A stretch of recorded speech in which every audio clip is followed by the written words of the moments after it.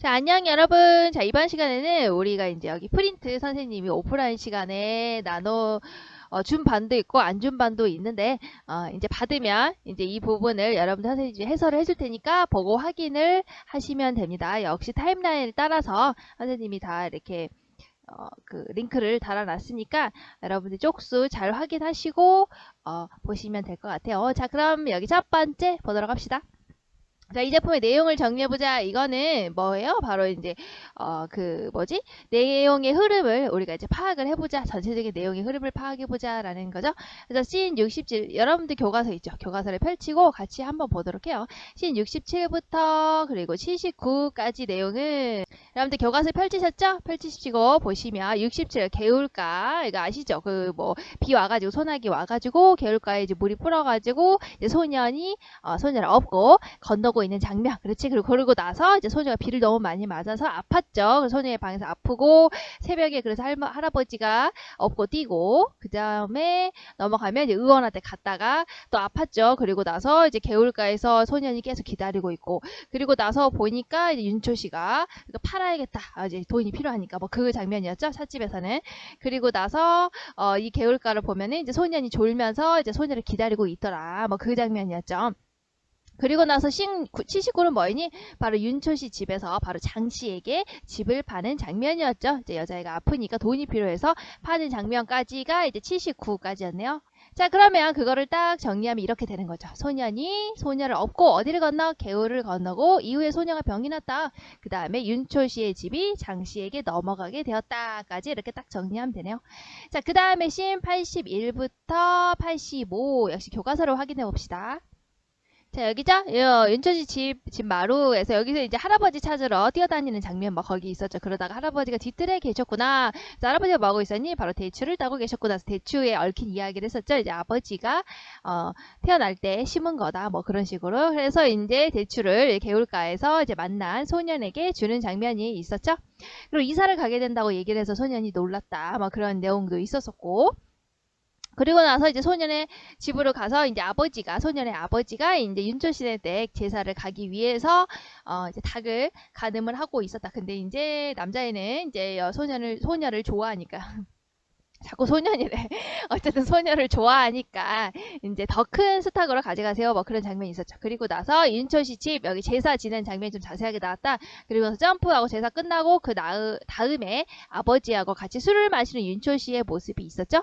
거기에서 이제 윤초씨가 이제 대사를 했는데 내가 저 어린 것을 꼭 살리고야 말 거야 하는 이제 혈육에 대한 정이 나타나 있는 부분까지 해서 여기까지가 이제 85씬까지였죠. 그래서 여기에서 이제 중요한 내용을 정리를 해보면 이제 소년에게 바로 대추를 주면서 이사를 간다고 했다. 이렇게 넣으면 되겠네요. 자, 그럼 씬 88에서 씬 92까지 보시면 자, 여기죠. 윤초씨 집에서 이제 양병댁이 이제 소녀가 아파서 이제 간호하고 있는 모습에서 자, 윤초씨 집 대문 앞에서 이제 소녀가 안 나오니까 아파서 안 나오니까 뭐 어디가 아파요 하면서 집까지 찾아오는 장면이었죠. 그리고 나서 씬 90은 뭐였니? 여기서 이제 산마루에서 봉순이에게 뭘 찾으러 간 거야? 이제 산삼을 찾으러 갔는데 이제 봉순이가 거짓말을 해서 뭐 이런 얘기가 있었었죠. 소녀를 위해서 이제 산삼을 구하는 얘기가 있었고 그리고 나서 이제 개울가 장면에서는 이제 조약돌을 이제 손이 쌓고 있다. 이제 결국에 못 구했지. 산삼을 못 구했으니까 소녀가 빨리 나았으면 좋겠다라는 자신의 마음을 담아서 조약돌을 막 이렇게 쌓고 근데 이제 불길한 거 있었죠. 꿰맨 고무신이 흘러가서 완전히 없어지고 말았다. 찾지를 못했다라는 이제 불길한 장면까지 해가지고 여기까지가 이제 씬 92까지였네요. 그럼 여기 내용을 정리해 보시면 이제 소년이 아픈 소녀를 위해 뭐라고 산삼을 구하러 다니고 돌탑을 쌓았다 이렇게 보면 되겠네요. 이게 가장 중요한 사건. 그 다음에 씬 95에서 씬 103까지 내용은 씬 95를 보면 이제 소년의 집으로 가서 보시면 이제 소년이 잠이 들었죠. 여기가 이제 원래는 소설에서 마지막 장면이었잖아요. 그래서 이제 소년이 비몽사몽간에 이제 엄마 아빠의 대사를 듣고 이제 소녀가 죽었구나라는 것을 알게 되는 장면이었죠. 그리고 나서 이제 소년은 어떻게 했니? 96, 97, 98 전부 뛰어나갔죠. 집에서 뛰쳐나감. 그래서 윤초씨 집으로 뛰어가. 그래서 조등을 보고 소녀가 죽었구나라는 것을 확인하는 장면이었죠. 그리고 나서 개울가로 또 뛰어가서 자신이 쌓아두었던 이 돌탑을 다 무너뜨리면서 이제 좌절하고 슬퍼하고 있는 장면이 이어지게 됐죠. 그리고 나서 이제 뒤로 넘어가서 이제 씬 99구나 99로 가서 마을길에서는 이제 맨발로 터덜 걸으면서 이제 소녀의 그 모습을 생각하면서 이제 슬퍼하고 있는 장면이 씬 99. 그리고 나서 씬 100에서는 이제 학교에 나오지도 않았다. 이제 소년과 소녀는 죽었으니까 나오지 않은 거고 이제 소녀는 상심했으니까 나오지 않은 거였죠. 그리고 나서 씬 101로 가서 이제 소년의 집으로 가니까 여기서는 이제 소년이 엄청 아픈 거야. 그래서 추웠다가 뭐 열났다가 이런 식으로 엄청 아프게 이제 앓고 있었다.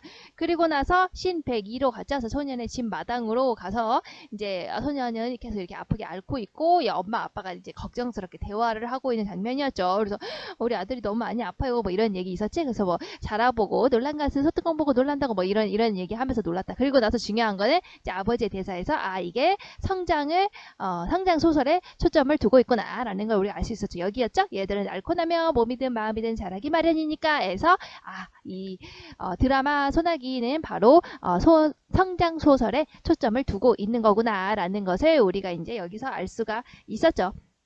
그리고 나서 씬 103 뭐였니? 이제 소년이 집 안에서 이제 결국에 이제 슬픔을 이기지 못하고 눈물을 흘리면서 이제 쓰러져서 자고 있고 그렇게 좌절하고 있고 하는 이제 모습이 여기에서 하면서 씬 103이 마무리가 됐었네요. 자, 그러면 여기 내용은 어떻게 정리할 수 있을까요? 소년이 바로 소녀의 죽음을 알고서 병이 났다. 이렇게 정리하면 되네요. 자, 그 다음에 씬 105에서 106 마지막 씬이죠. 자, 여기죠. 여기로 넘어가면 이제 씬 105에서 이제 뒷산 장면이죠. 뒷산에서 삭정이를 막 부시면서 끊어내면서 이제 있었던 소년의 모습이었는데 갑자기 이제 눈이 내리더라. 그래서 우리가 이제 계절의 변화를 알 수 있었다. 뭐 이것도 했었죠. 그래서 이제 가을에서 겨울로 가고 있었다. 그리고 나서 마지막 씬 106에서는 이제 개울가로 가서 이 개울가는 어떤 공간이었어? 바로 소년과 소녀가 처음 만났던 공간이니까 우리 둘의 추억의 공간이었죠.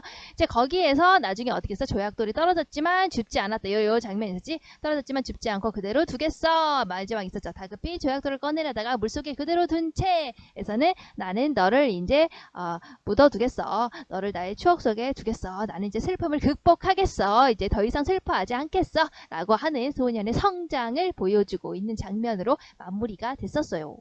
자, 그렇다면 여기는 어떻게 정리할 수 있을까요? 첫눈이 내린 날 하얀 조약돌을 개울에 떨어뜨린 소년이 이를 꺼내려다가 물속에 그대로 두었다. 이렇게 내용을 정리하면 되겠네요. 자, 그 다음에 두 번째 2번을 볼게요. 이 작품에 새롭게 등장한 인물들을 정리해보자. 새롭게 등장한 인물들이 있다고 했었죠, 선생님이. 첫 번째 누구일까? 자, 대대로 윤초신의 댁에서 머슴살이한 집안의 자식이었고 큰 돈을 벌어서 윤초시 집을 샀다라고 하는 인물이었죠. 그 선생님이 못된 인물이라고 했었잖아요. 아셨습니까? 여기 나오는 이 아저씨, 그죠? 그렇잖아도 지난번에 말씀드린 일로 해서 일간 한번 찾아뵈려던 참이었습니다. 난 그래서 윤초 씨와 대립을 하게 되는 이제 갈등을 형성하게 되는 인물로 나왔죠. 장씨였어요. 자, 그다음에 봉순이는 어떤 인물이었니? 바로 소년을 짝사랑하는 같은 반 여학생이었죠. 자, 여기 보면 귀여운 단발머리 여학생 얘가 이제 봉순이. 왜 못하셨습니까, 봉순 씨?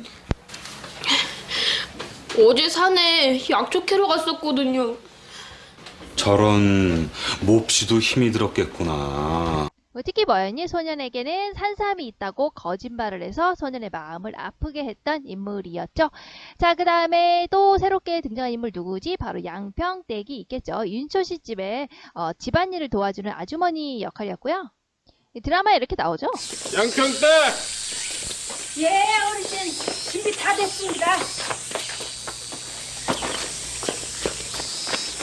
왔으면 지애비를 찾아봐야지. 바로 이 인물이 이리 주세요. 제가 자네가 어디 그래서 윤초 씨와 함께 정성껏 소녀를 간호하는 인물로 나왔습니다. 자, 그 다음 3번으로 넘어갈게요. 작품 속 인물의 행동과 그에 담긴 심림의 의미를 정리해보자. 자, 씬 89에서는 윤초 씨 집 대문 앞이었죠. 여러분 교과서를 펼치면 어딥니까?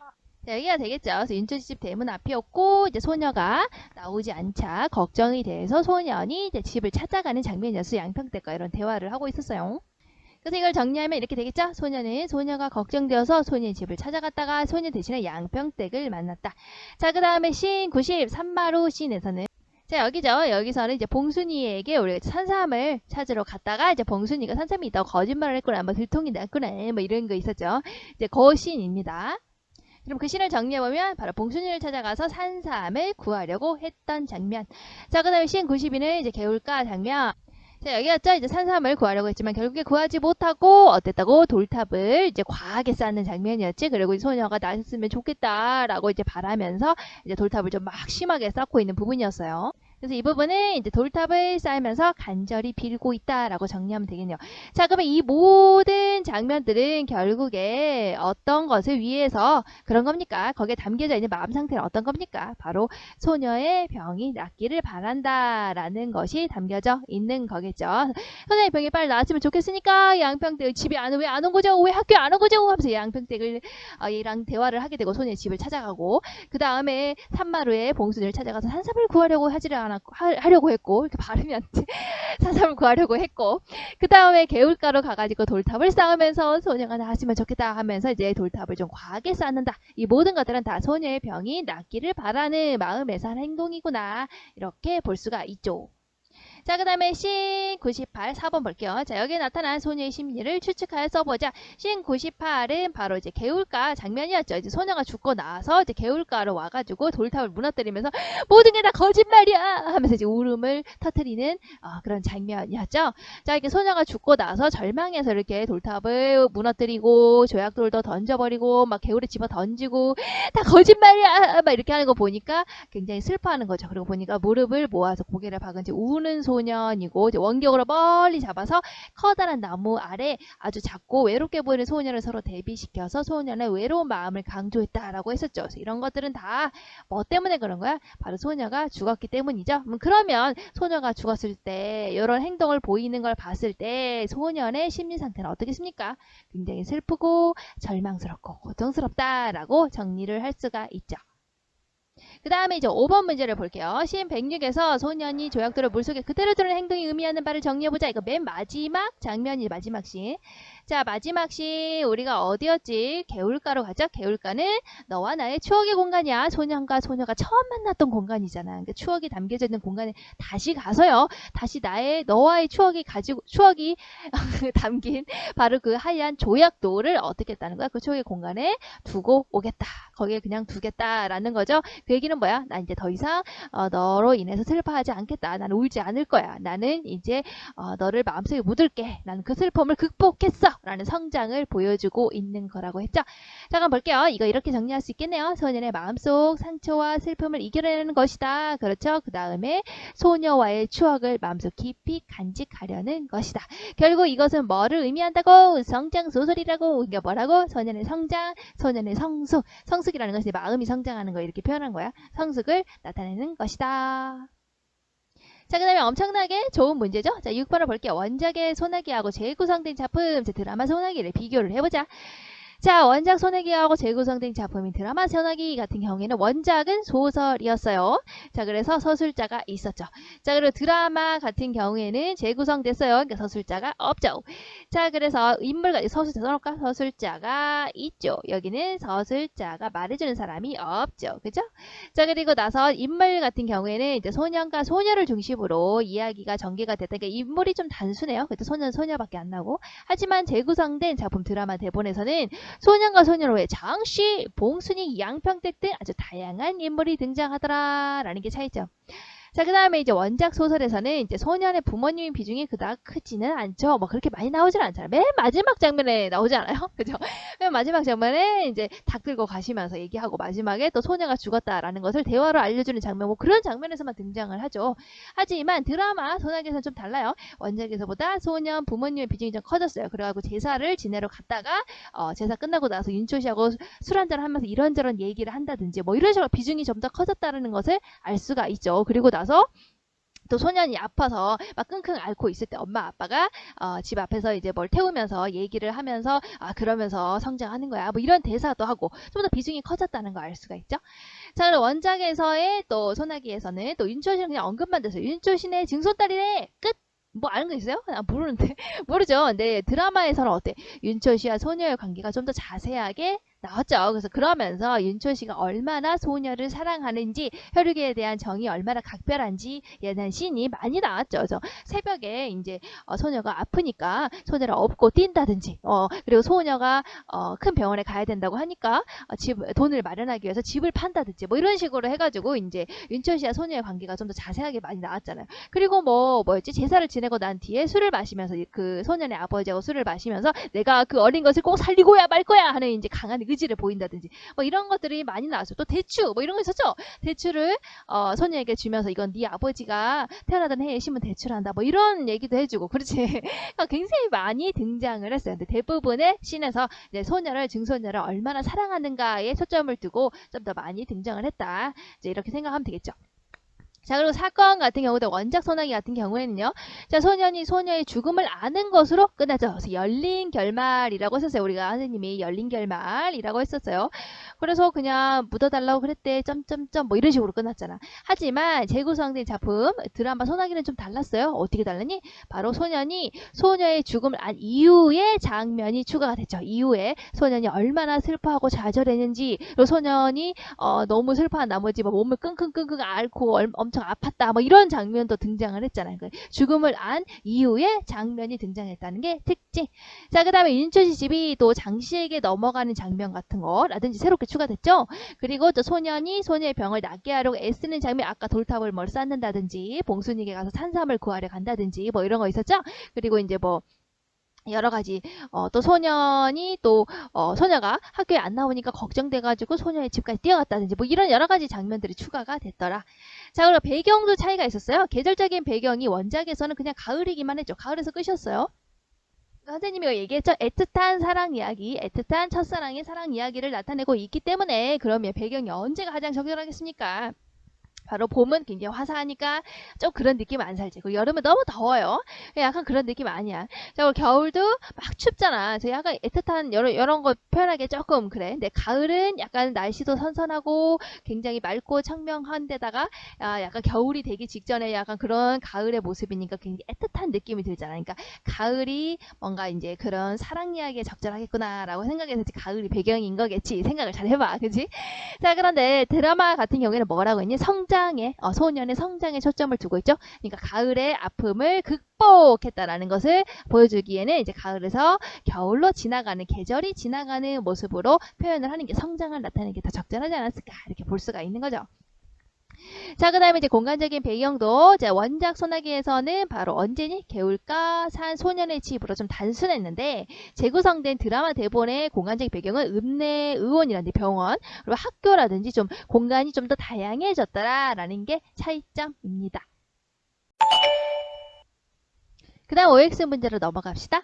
드라마 대본 소나기를 읽고 다음에 내용이 맞으면 O, 틀리면 X표를 하시오. 자, 이 드라마의 대본은 소설 소나기를 원작으로 했다. 맞죠? 자, 그 다음에 원작에는 등장하지 않는 장씨, 봉순, 양평댁이 새롭게 등장한다. 맞죠? 그리고 또 하나 뭐 있었지? 우리가 뭐 이걸 추가해서 알아본다면, 우리가 이제 할아버지 윤초씨는 어땠지? 원작에는 존재했지만 우리가 이제 드라마 재구성되면서 조금 더 비중이 커진 인물로 우리가 또 생각을 해보시면 되겠죠. 자, 그 다음에 윤초씨는 또 원작 소녀의 병을 고치기 위해서 장씨에게 집을 판다. 그런 장면 나왔었죠. 그래서 윤초씨 집에 몰락을 나타내고 있더라 라는 거. 그리고 4번, 아픈 소녀가 걱정된 소녀는 소녀의 집으로 찾아가지만 소녀를 만나지 못하고 돌아온다. 누구를 만나니? 그래서 양평댁을 만나고 대신 돌아오게 되죠. 자, 그 다음에 5번을 볼게요. 자, 5번은 X인데요. 자, 원작과 마찬가지로 소년이 소녀의 죽음을 알게 된 것으로 이야기 끝난다. 아니죠. 우리가 뭐라고 그랬지? 원작에서는 소녀의 죽음을 알게 된 것으로 끝이 났어요. 자, 근데 드라마 재구성된 소나기에서는 어떤 차이점이 있다고? 바로 소년이 소녀의 죽음을 안 이후에 이야기가 추가가 되었다. 이게 차이점이라고요. 우리가 알아두라고 했어요. 그래서 소년이 얼마나 슬퍼했는지 좌절했는지가 잘 나타나 있다고. 자, 그 다음에 6번을 볼게요. 드라마 대본 소나기를 읽고 물음에 답하시오. 6번 재구성 과정에서 새롭게 추가된 장면을 모두 고르시오. 엄청 좋은 문제네요. 그렇죠?